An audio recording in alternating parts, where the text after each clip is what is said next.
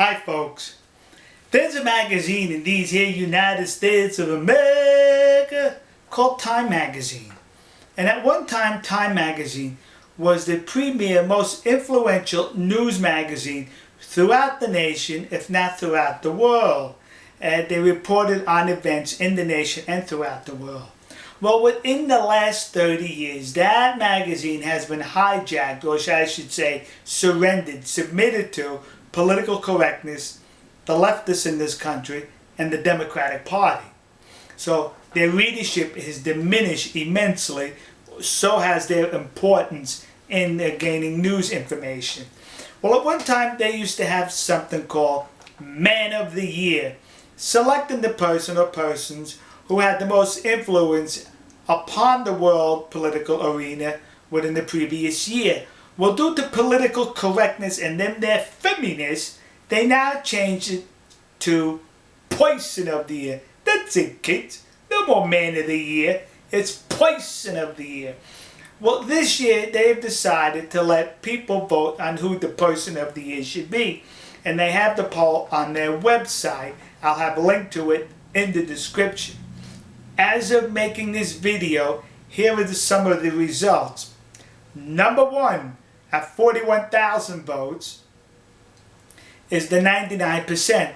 Basically, those are those Occupy Wall Street people. You know who they are. The one who have been involved in gunfights, rapes, underage molestation, defecating on police vehicles. Those upstanding citizens, the derelicts of society. 41,000 votes.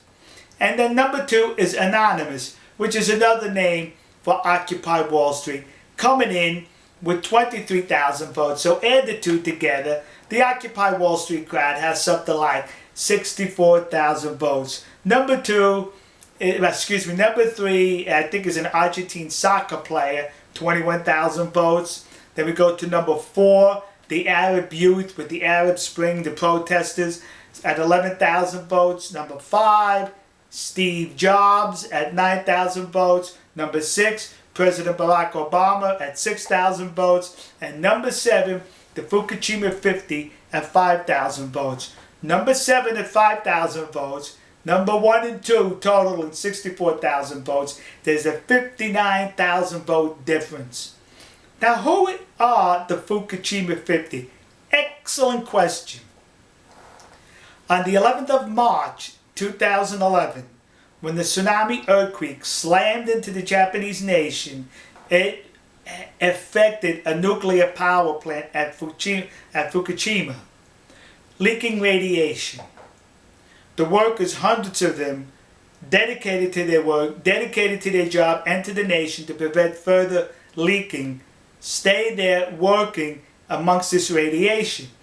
Well, there were now a group of workers who have retired, senior workers from nuclear plants around the country, senior citizens resting comfortably at home.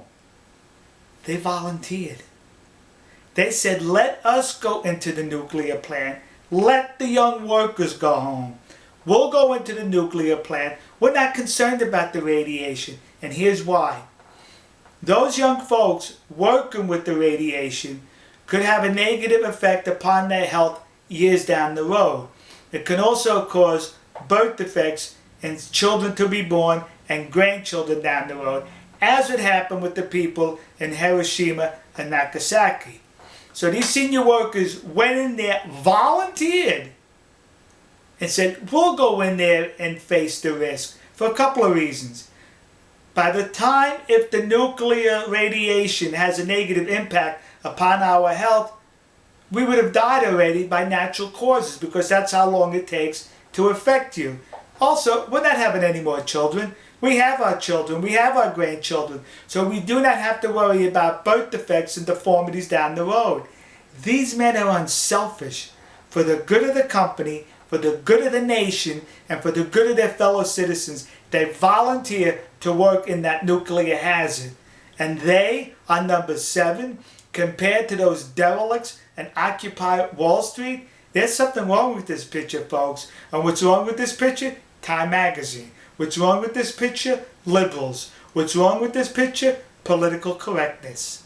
But we all know who the real person, men of the year are, is the Fukushima 50.